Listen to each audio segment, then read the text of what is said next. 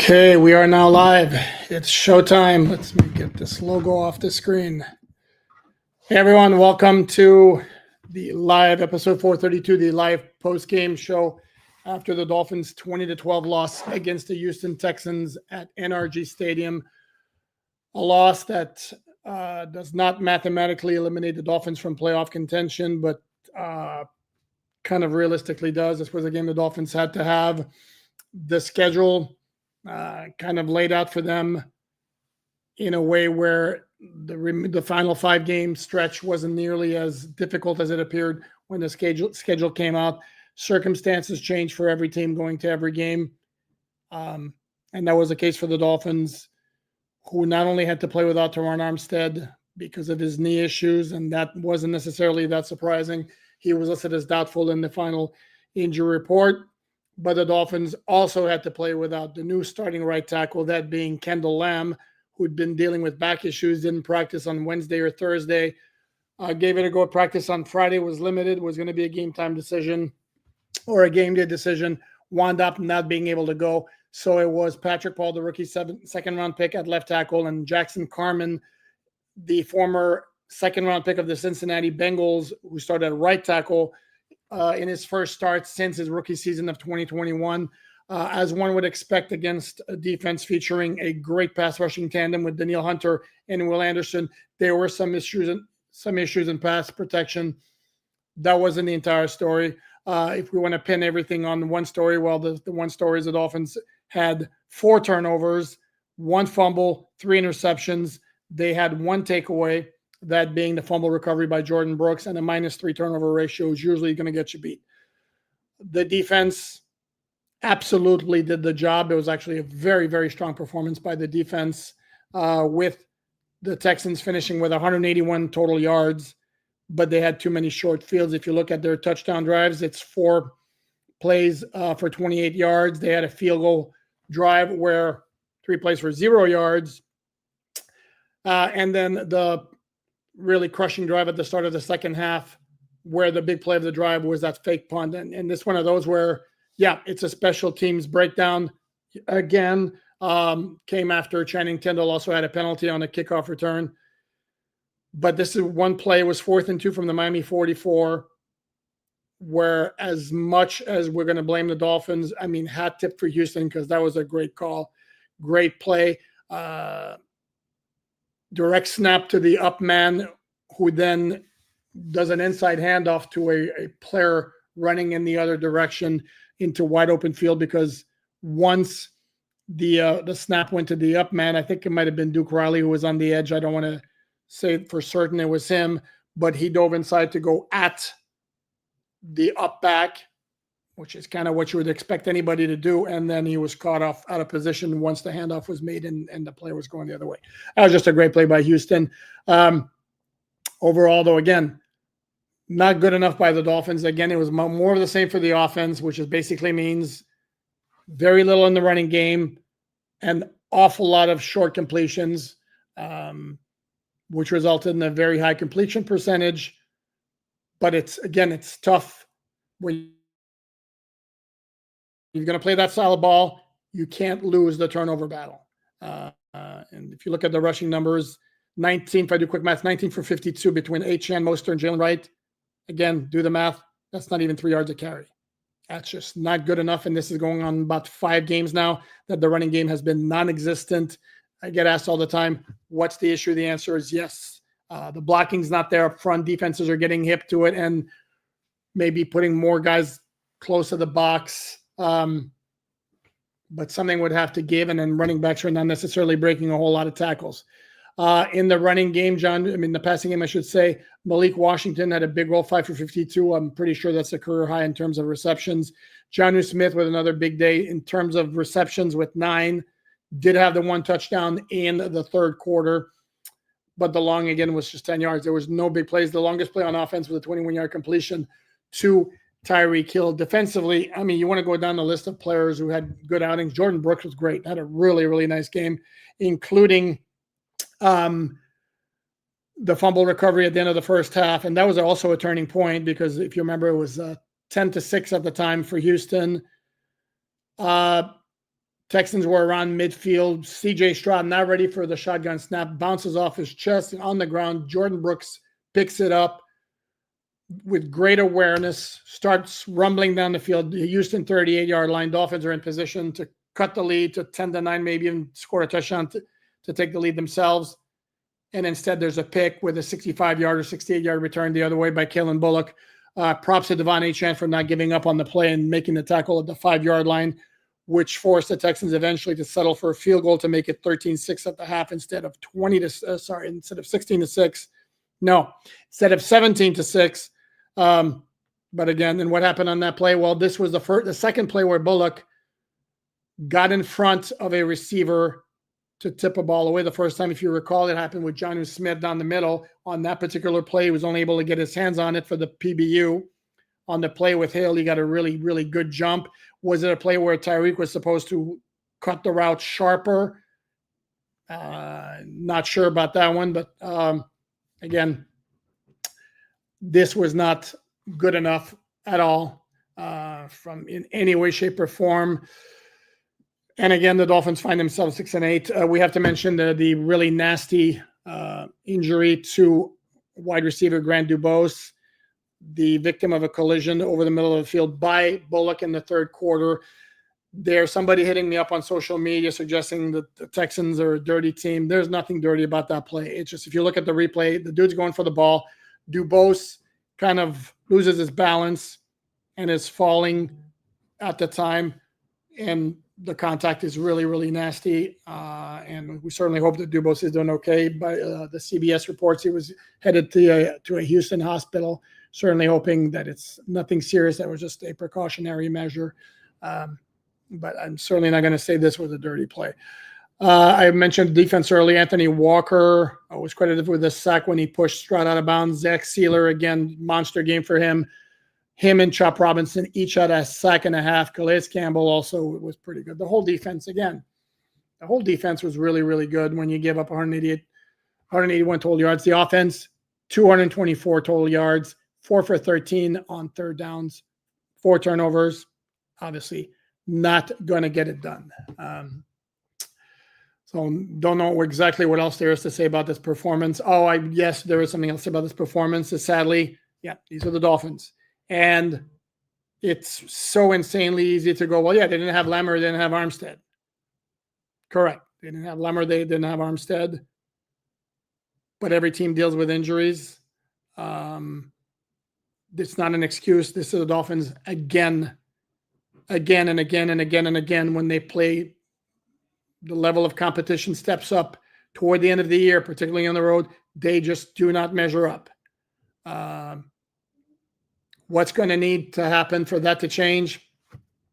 I have some thoughts. I don't know if now's the time. Let's address that once the season's officially over. But again, I don't know. I'm not expecting that it's going to be massive changes either in the coaching department, maybe the GM department and all that. Because, again, the Dolphins made a commitment this offseason with the contract extensions to Mike McDaniel, to Jalen Ramsey, to Jalen Waddle, to Tua Tagovailoa, restructuring the contract of Tyreek Hill. But, again, it's not getting it done. And, again, which is like rinse, wash, repeat. And for those who want to very quickly go to Tua hadn't gotten hurt, well, the bottom line is the Dolphins are 5-5 with Tua as a starting quarterback. So it's better than 6-8, but it's generally not a record that's going to get you into the playoffs. So we need to stop with that particular idea that that's the only thing wrong with this team. No, there's some things more wrong with this team. And right now it's the offense that's the issue, not the defense. As I said before, and yes, I'm going to say it again, it was the defense that won the Rams game tonight. It was today. It was a defense that showed up, not the offense. Unfortunately, the defense could only do so much. And the end result was a 20-12 loss. Okay, I guess we'll go to the old comments, see what you guys have to say. I'm sure it's not going to be pretty. Birthday salami. Dude, thank you so very much. Very, very much appreciated for the extraordinarily generous contribution there. Much appreciated. Your comment is depth preparation execution has been a consistent issue over the last 3 years. Diplomatic GM, mediocre talent evaluator, and drafter. Cool play design head coach, undisciplined team, little in-game adjustments, QB that can't come through when it's not against top 1% of draft order. I can't argue with anything you're saying. I really can't. This is no, I can't argue with anything you just said. And again, every team has draft misses. The Dolphins are paying for some of the draft misses. Channing Tindall, Cam Smith were their top pick in 2022 and 2023. They're getting nothing out of them. And I understand Cam Smith is on IR right now, but even before he was injured, they weren't getting anything out of him. And the same with Channing Tindall, who's relegated to special teams. And if he wasn't a third-round pick, I'm not sure if he'd be on this team right now, if we're going to be honest about it. And then at other spots, having to play Jackson Carman at right tackle, I guess there's some bad luck involved. Somebody brought up the possibility, would it have made sense to have Isaiah Wynn play right tackle? He does some experience at that spot, unless I'm mistaken. I know he's played some left tackle, he's played guard. Most of his recent experience is at guard. Would he have done much better than Jackson Carman? Well, it certainly would have done better on that spin move where Daniil Hunter got him. But I don't know if it would have made that much of a difference, because again, the same problems are there. The defense can be inconsistent. The offense right now, and this was from the start. This wasn't just, we had some good games, some productive games after Tua returned, but they all featured the short passing game. And I believe I mentioned it on one of the podcasts. The problem with those is you're making drives that are a lot longer. The longer the drive, the more plays you have. The more plays you have, the more chances for mistakes and the more chances for the defense to make plays. And this is what happened today. Couple of holding penalties, other types of penalties, and the turnovers. Dolphins right now are not good enough to overcome that. And the fact that Dolphins have zero running game, that's a problem. So, Shadow, I want to pronounce it right. Shadow Fatez. I'm sorry. I apologize if I'm not pronouncing it correctly. Thank you for the contribution. By the way, first and foremost, I appreciate all of you for being here. Please like, subscribe, all that good stuff. I'm at 14.6. The goal was to get to 15,000 subscribers before the end of the 2024 season. Help me get that done. I would be greatly appreciative, but I appreciate you being here in the first place. I'm tired of hearing true Dolphin fans always want the team to win. That's only half true. A true fan wants wins, but on a flawed team that's shown no ability to win road December cold games, they're now stuck as a mid-team. Yeah, the only issue I would have with your comment is they weren't necessarily, they were better than a mid-team last year because, again, they were competing for the number one seed in the AFC when they went to Baltimore last year in week 17. That they came up short and woefully short was troubling. And then not being able to serve at home against Buffalo the following week, not even being able to win the AFC East when you had a 3-game lead with 5 games left, that was very troubling. But I don't know if I would necessarily would have called them a mid-team last year. This year, they're clearly a mid-team because, again, putting aside the extraordinarily poor planning and not having a better backup quarterback option than Skylar Thompson, who I should mention for those not aware was waived on Saturday when the Dolphins made a couple of roster moves to prepare for this game. Wouldn't be surprised if he's back on the practice squad, so they have another guy in case of an emergency, but the fact that you can't even keep him on the 53 tells you, again, this was just poor planning. And I don't even know how I got on Skylar Thompson. But anyway, those games aside, Dolphins are 5-5. That's the absolute definition of mid. Ohio John, thank you very much, Ohio John. After this loss, could we see Calais leave the team, or is he in until the end at this point? I read and watch all the content you put out. Thank you. No, John, thank you. Very, very much appreciated. And I'm glad you mentioned the written content as well. Please check it out. Miami Dolphins on SI.com. It's free, unlike the paywalls that you have to deal with the daily newspapers. So please check it out. No, I don't necessarily know. I don't think that Calais Campbell is there until the end necessarily. The question is, I kind of get the feeling that until the Dolphins are mathematically eliminated from playoff contention, that they're going to want to hang on to him and he might want to stay. But I think once it becomes official and you have the old X next to the Dolphins in the standings, I think at that point we should expect to see something happening, something along the lines of what happened with Odell Beckham Jr., who, by the way, took care of the Dolphins financially to secure his release. And by the way, no, I certainly hope nobody's thinking he would have made a difference today. OBJ's had a very, very good career, was once an absolute highlight reel, but again, injuries and a little bit of age have taken their toll, and right now he's just not a very impactful wide receiver. Chris just said it all with the Fuge. Yeah. Yep. Unfortunately, same old Dolphins. Smith, and thank you very much for the contribution. Much appreciated. Noel B1 with a nice pun here. Officially switching from hopium to fentanyl. Fentanyl FIH. That's, yeah. Yeah, no, it's a rough one. And again, the fact that it's not that they're losing on a last-second field goal in a lot of these games against, against the contenders on the road at the end of the season. They just don't measure up, and that's highly troubling. And that was my concern heading into the season. I said this on this podcast that I don't know what the ceiling is with a team constructed like that. And yes, I get the 1999 St. Louis Rams were able to win the Super Bowl with a team built on speed like this, but that's rare. I guess somebody who was asking, and I should have mentioned it at the top of the show, why no Ken Levica? Ken is on duty. He is currently doing, or is about to do, an ESPN radio show. So once you're done, after this, not now, after this, check it out. Check your local listings so you'll know where to find him. And if you miss him, yes, I miss him too. I like Ken. I'm going to guess he's not a happy camper right now. So what else? Avon Bergman, thank you very much. What has to happen for the Dolphins to make the playoffs? Well, they're going to have to win out, and then they're going to need an awful lot of help from an awful lot of team, because right now you have three other wild card teams came into the day at 8-5. Baltimore's already 9-5.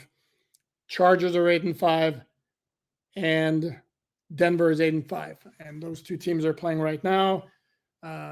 Dolphins are in good shape tiebreaker wise, but again, the records they basically have 3 games to make up in 3 games.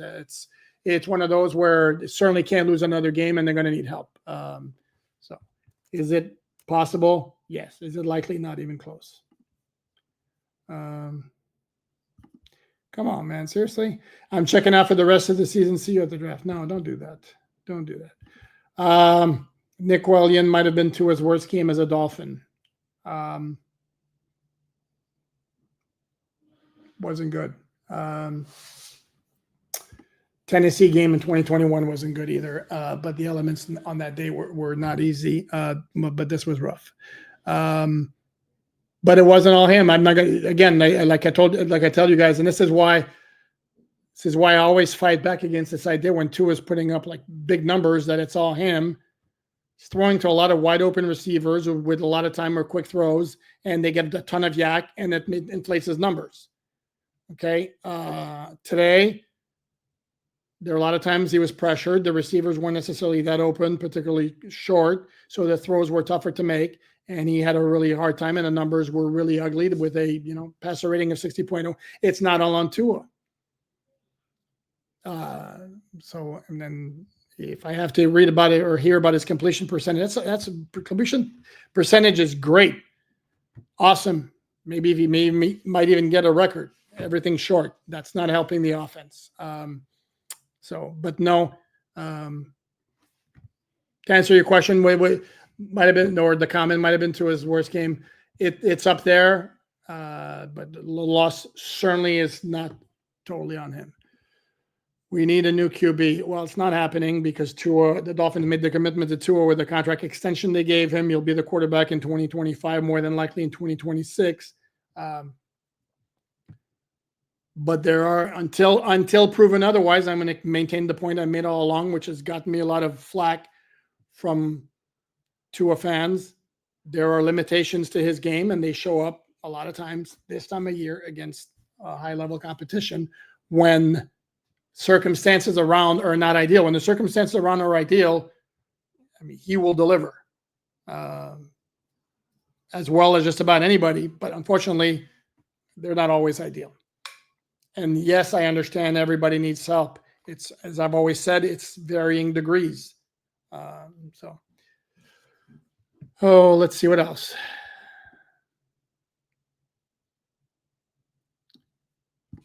Carl, poop face it, even Marino bought time better than Tua. Marino was a master at sliding in the pocket despite having very, very little foot speed or mobility. He just had a feel for knowing where the pressure was coming from and then just sliding. But you're talking maybe the best pure passer in NFL history here. That's a pretty high standard. Marsalis, it's been like that the past 2 years. Yep. Mads, that Rams team had a great O-line and a great running back. That's why they were able to win. Okay. They had Orlando Pace, who's a complete stud. They had Marshall Faulk, who's an absolute stud. Your point is well taken. I don't know if it's Pajake or Pahake, Hapat or Zapat. I'm sorry for mispronouncing your name. Trust me, I'm used to that with my name as well. Two limitations show up against above average teams. Sometimes. He did have a good game against Buffalo in week 8, and Buffalo's a very good team. But at times, yes. Uncle Ron, thank you very much, Uncle Ron. Shirley Greer will be fired. There is the rumor that he has a job for life and Ross sees him as the son he never had. Enough is enough of this purgatory. I will tell you that Chris Greer has an awful lot of equity with Stephen Ross. He's been there a while, and he also he is very collaborative, works well with others, and that's something that's important to Stephen Ross. So, Manny Nero, we need a third receiver. Jonnu Smith's kind of the third receiver. It would be nice to have a third wide receiver, sure, without question. Malik Washington had a nice game today, and he's a nice player. But again, if you look, the focal point of the passing game, as it's been for a while, Devon Chan 7 catches, Jonnu Smith 9 catches, and I personally, and I don't know if I'm going to take flack for this. To me, I'm seeing too much Devon Chan, and he's a nice player and all that, but I think there's too much of him. Again, the Dolphins ran the ball 19 times. Chan had 12 of those. There were 29 completions. Chan had 7 of those. That's too much for my taste, especially against when last year he was averaging 7.8 yards per rushing attempt. Sure, this year it's not there. He's under 4.4 yards a carry, which is not good. And then, so that's an issue. I personally don't like it. Here's a big stat line that's really ugly. Tyreek Hill, 7 targets, 2 catches for 36 yards. Yuck. That is not good. Let's see what else we got here. I'm going to go at the top, see what I missed here. I know apparently there's too many. Or we'll go from the bottom, actually. Do the Wildcat with Chan and Jalen. Again, somebody needs to make me understand the fascination right now with Jalen Wright. I think he's got good potential. But I haven't seen anything special the last few games. And I hate the Wildcat because you're basically dictating to the defense that you will be running the ball. I don't like it. Oh, Karen, come on, Karen. Come on. John Russell, thank you very much for the contribution. Can Tua be clutch or is he a game manager? Oh, God, you're going to get me in trouble with that question. Let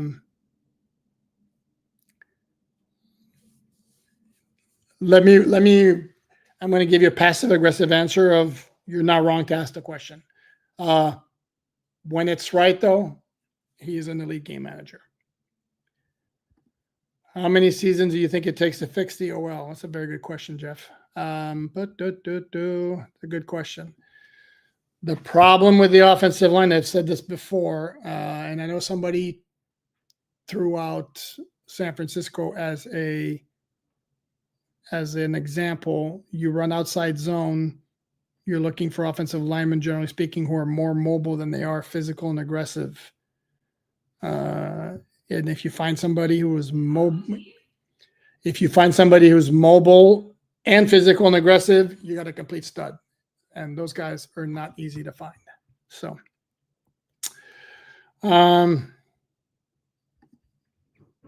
Dolphin this year, bro, they spent the 3rd round pick on a back when the last thing you needed was a back, and he is even that good. He's got very good potential, but they certainly didn't need a back.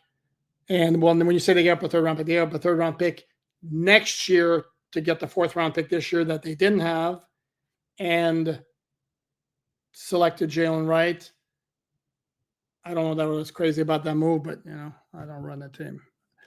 Uncle Ron, again, thank you very much. Now 25 years without a playoff win, and all Ross and Garfinkel can do is smirk about F1 and tennis. Any other fan base would call for him to leave. By him, I'm assuming you mean Tom Garfinkel. Yeah, Tom Garfinkel's not going anywhere.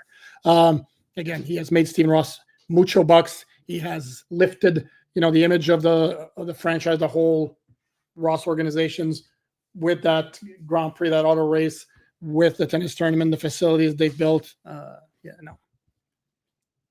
Not going anywhere. Kip M, thank you very much, Kip. Much appreciated. I'm too old to be surprised, but man, still unbelievable. Thank you. Thanks for your hard work. Thanks for all your work, Alan. Thank you, Kip. Very much appreciated. And dude, I do it because there's an audience for it. You guys are the ones I do this for, and much appreciate any nice comment. Michael Nestor, we all appreciate the effort, Poop. The players can learn from you. Oh, thanks, Michael. Much appreciated. John Russell, can't wait to watch the Bills win the Super Bowl. Kill me now. John, would you rather have the Chiefs win again? No. For me, no. Oh, team is soft. We're back to that.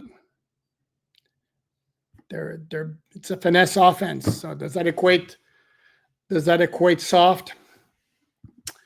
Tua fans are brainwashed. Okay, let me address this. And again, it's interesting because you would think I'd jump on that based on the reputation I have as this quote unquote Tua hater. Is again, sometimes the narrative is people get fascinated with the numbers. They look at passer rating, they could look at completion percentage. And then when you kind of step back from it and you look, and it's like Tua is elite at what he does, which is the short passing game and being accurate, short to intermediate range.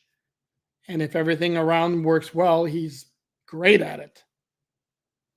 But it doesn't always work out like that. And I think he has, for the most part, and again, don't bring me that one example where he had a good game. Not that he can't do it, is just has not done it on a consistent basis. And that's a fact. So then the brainwashing, and you also listen to the national television broadcasts. There's a ton of praise for the guy. And again, as always, to me, a lot of it is over the top. And as always, with every player, every quarterback, particularly him, the truth is somewhere in the middle. Tua is a much, much better quarterback than some of his detractors would have you believe. And he's not this elite top 5 guy that others would have you believe. Okay, it's somewhere in between. So, Uncle Ron, thank you again. My point, sir, is that I like that. Sir, that there is no accountability for failure with this franchise, zero jeopardy for Greer, McDaniel, Tua, and players at Country Club. And that's very, very, very valid criticism, unless something happens in the offseason. And my honest belief is that no, nothing is going to happen. And again, if you had certain doubts, would you really give Mike McDaniel a contract extension when he had 2 years left on his contract? Jalen Ramsey had 2 years left on his contract. The Dolphins gave him an extension. So, and I do think the Dolphins are committed to seeing this through with that particular core, but I get the frustration that it hasn't produced yet. I totally get it. Blade Nicotera. Thank you, Blade. Should Miami have drafted Brian Thomas Jr.? Robinson looks good for a third down pass rusher.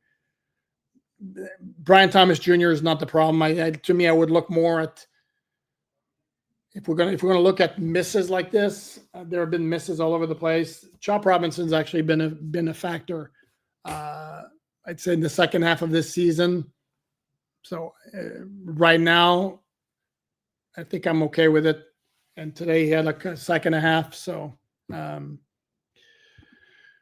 James Cirillo, did Father Time catch Tyreek, or is he just playing hurt, or both? It's a great question. Here's the thing with Tyreek. Yeah, I think he has played at less. Let me walk away from here one quick second. I'll come right back. Let's try to. Whoop, and I'm back to try to eliminate the outside noise.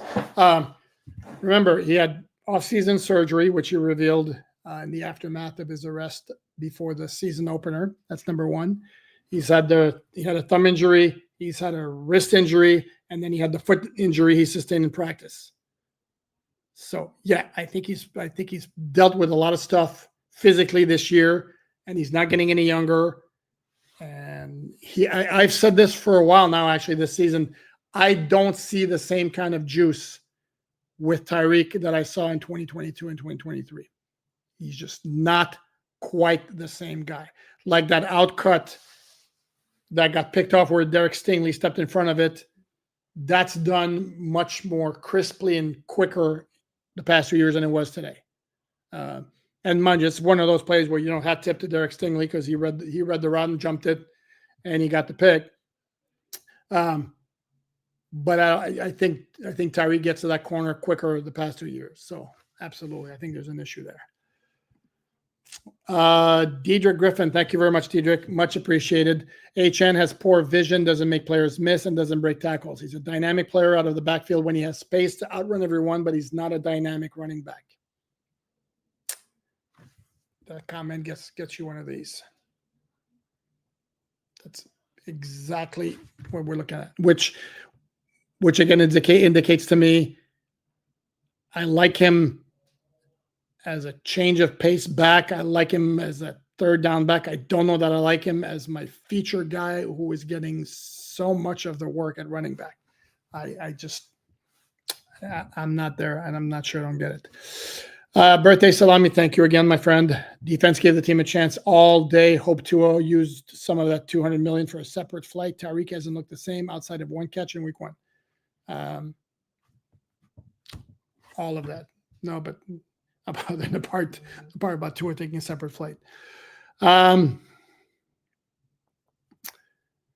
McDowell, time to play Tyndall and other backups more. Hope we tank to get a better pick and more pressure on Greer. Well, they're already at 6 wins.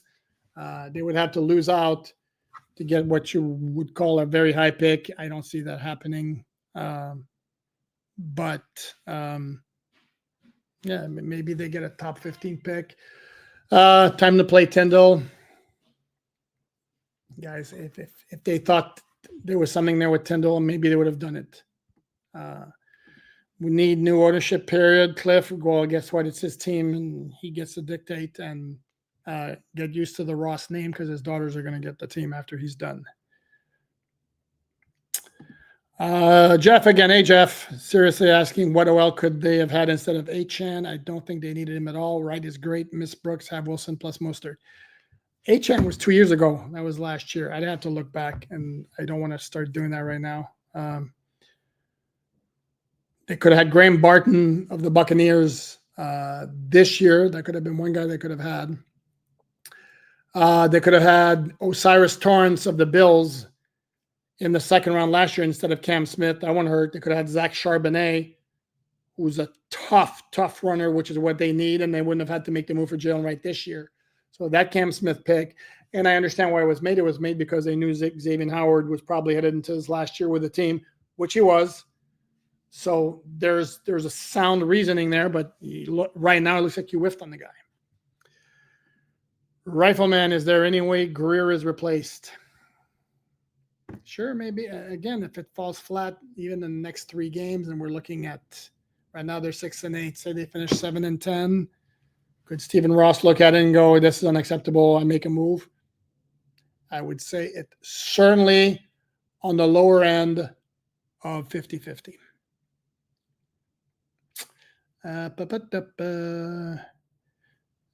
Raphael, did we cut or trade Tua yet? That's funny. Again, guys, you better get used to it. Tua is going to be the quarterback. Okay, they ensured he'd be the quarterback for the next 2 years, pretty much, with the contract they gave him. And again, when it works, it's perfectly fine. Wasn't hearing anybody complaining about Tua's work against New England or against Vegas when the Dolphins were making their little run. But again, so I don't think that the Dolphins will ever be a bad team under the current structure with Tua quarterback.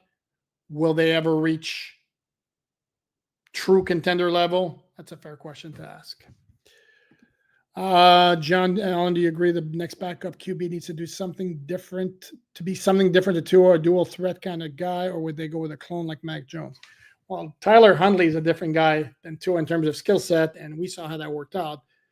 They just need to have a guy who's more solid. I mean, like, come on. And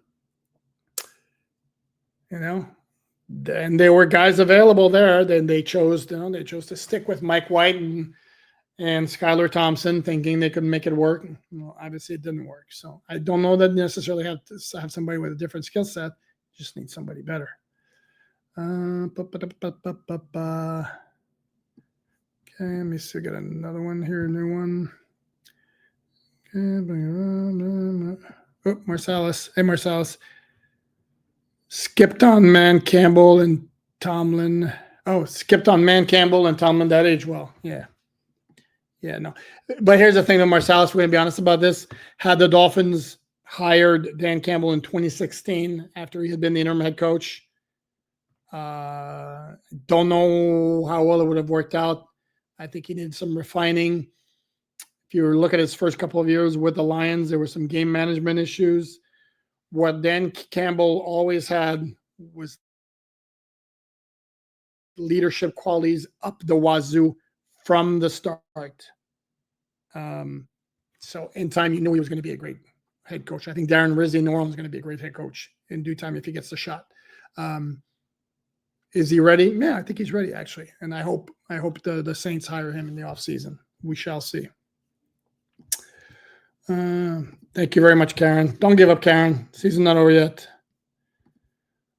EJ, how are you, EJ? Thank you very much for the contribution. It's beginning to dawn on me that McDaniel may be what's impeding Tua jumping the shark when competing with better teams. You demand, Poop. Thank you very much for that. Is he really, though? See, because I'm of the opinion that McDaniel's scheme and play designs are what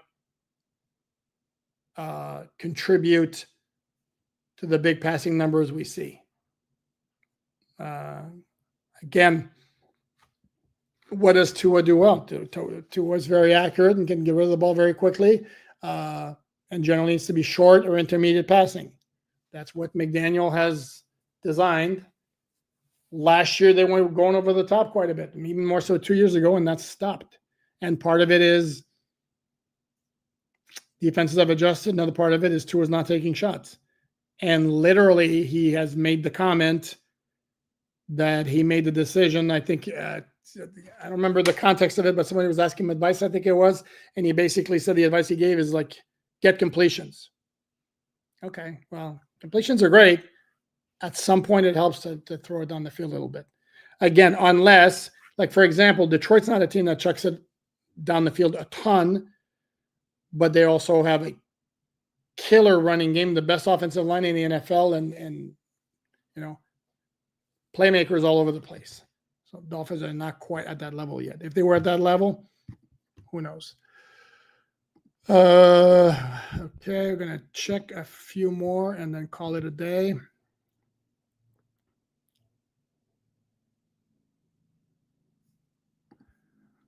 Can't wait for Fins to not have no big name wide receivers, so Tua fans can blame receivers just not getting open. It's all, it's all whatchamacallit. It's all joined together, and that includes when the numbers are really, really good. Nothing gets done, individually. It's not like Tua will make plays off schedule. He's shown that this year. He made a few. It's not like Josh Allen, it's not like Patrick Mahomes, where you see those on a consistent basis, Let's see, Raphael, 26 and 22, 0-2 in the playoffs. Mike McDaniel got loaded team and not rebuilding team. Red flag alert. They certainly have not been shy about spending money to big name players. And this is what kind of John is saying here. Quickest way to ruin your short-term future is to lock up veteran or injury-prone players with big contracts, making it hard to move off them. Fins in a hole now for at least another year or two. Don't know if I necessarily agree with that, but okay. Rifleman, Boop, you were 100% correct on holding off on the Tua extension. I agreed with you. It was a good hypothetical. Had the Dolphins made Tua play on the 5th-year option, assuming, obviously, we would have had no choice other than, trying to think here, for the option he would have had. Yeah. So assuming Tua were to play on the option, what would a potential contract look like for next off season? Would the Dolphins commit to him? I am of the belief that they would, because the Mike McDaniel has, likes the dude very much. So we shall see. Okay, Jeff, do you ever just feel like we are cursed? I don't believe in that stuff, but man, we go through some bad stuff. Yeah, no, I don't believe in that stuff either.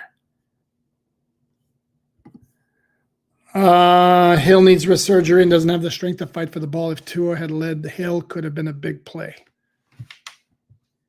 Yes, you know what? That's an X. I hadn't thought about that, Edwin, that maybe the risk came into play there. That's a great point. I'd have to look at the replay again. I didn't necessarily see it. The other problem with the play is Tyreek wasn't necessarily that open on that one. So this is one of those, I don't know that I completely put that one on Tua, to be honest. Let's see what else we got here.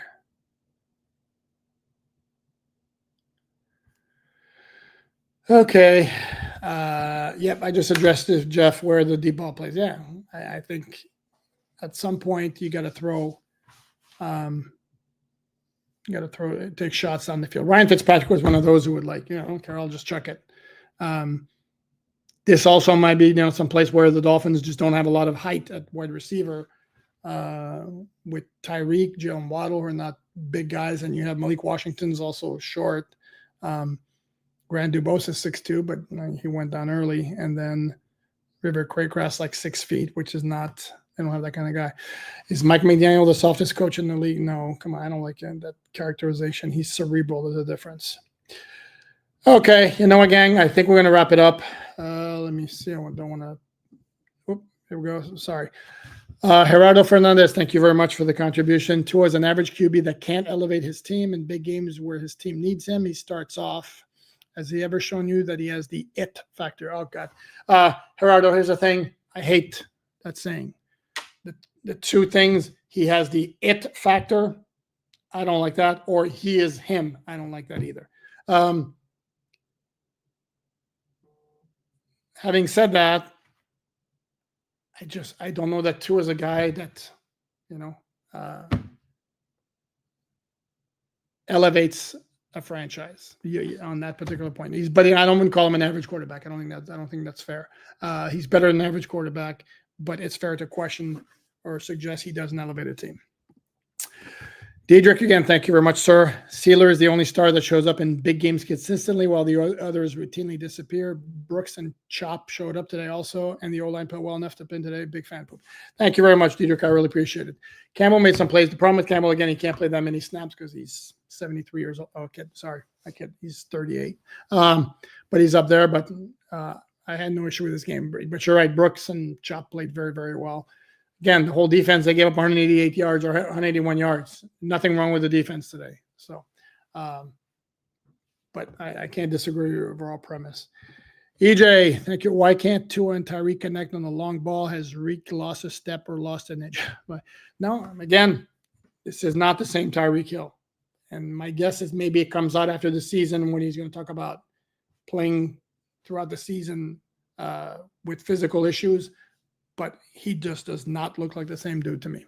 And I said this last year, and while I also have said in the mailbag on MiamiDolphins.com, check it out. Somebody asked me who would be the team MVP right now. Based on stats and the way the season has gone, I think offensively would have to be Tua. But Tyreek is the one who makes this offense special when it's right. Remember, I use the word special. Tua can make the offense highly efficient, which is what we saw during that stretch. But today it wasn't nowhere near acceptable, and the result was a 2012 loss against the Houston Texans. So that's going to do it for now. I want to thank everyone. Much appreciated. There was the heart for all you guys who joined in. And here's my heart. Come on. Here we go. No. And not doing that. Here we go. The hearts are right there. So on that note, we're going to wrap it up. Thanks, everyone, and we'll catch you later.